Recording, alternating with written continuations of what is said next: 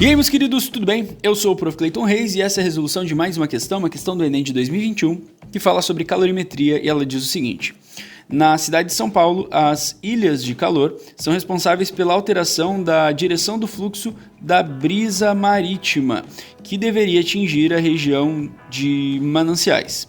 Mas, ao cruzar a ilha de calor, a brisa marítima agora encontra um fluxo vertical que transfere para ela energia térmica, absorvida das superfícies quentes da cidade, deslocando-a para altas altitudes.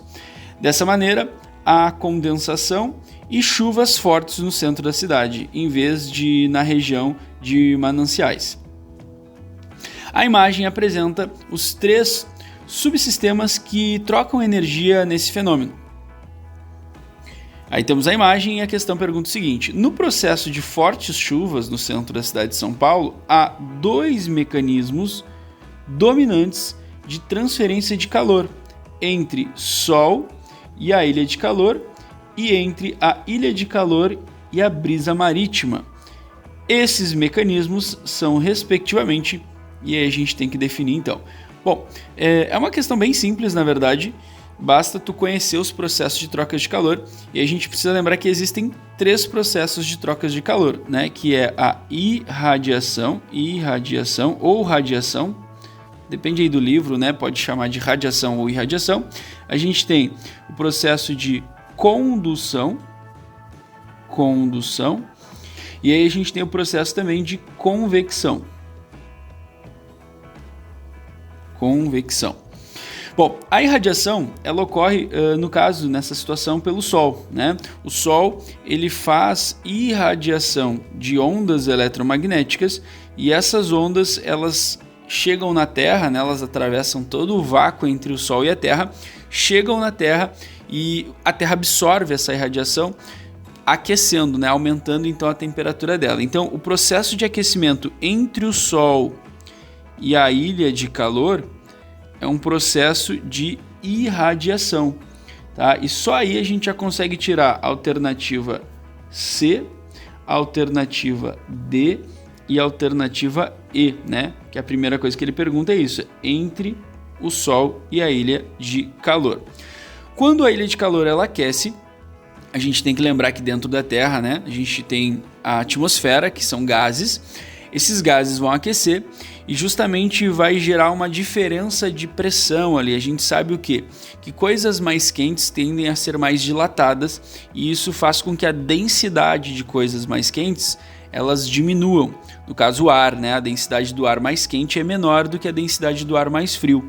Logo, o ar mais quente, por ser menos denso, ele vai acabar subindo então em relação à superfície da Terra. E o ar mais frio, por ser mais denso, ele vai acabar descendo.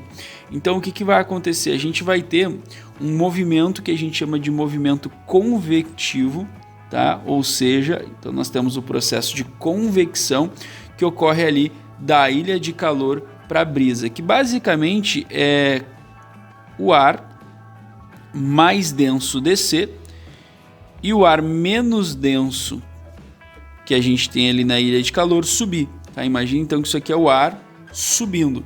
Esse ar subindo, ele como está mais quente, ele vai entrar em contato com a brisa marítima e a própria questão fala isso, né? Eu destaquei ali, ó, deixa eu trocar a cor, ela fala ali, né, que encontra um fluxo vertical, a brisa marítima encontra um fluxo vertical ali da ilha de calor. Esse fluxo de vertical é o movimento de matéria, é o movimento de ar que sobe por estar mais quente devido ao aquecimento ali da ilha de calor.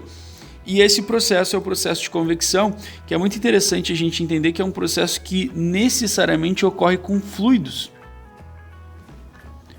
que pode ser líquido ou gás, que no caso aí a gente está usando o ar, né, que é um gás. Então, entre a ilha de calor e a brisa marítima, a gente tem a convecção e isso nos leva para a resposta da alternativa A.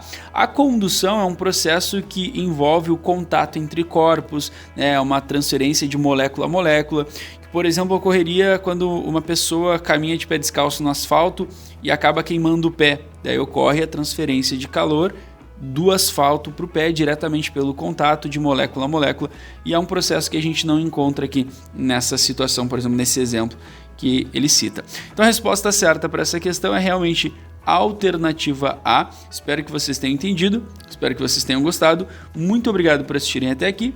Fiquem ligados aí nas próximas resoluções. Era isso, bons estudos para vocês e tchau, tchau!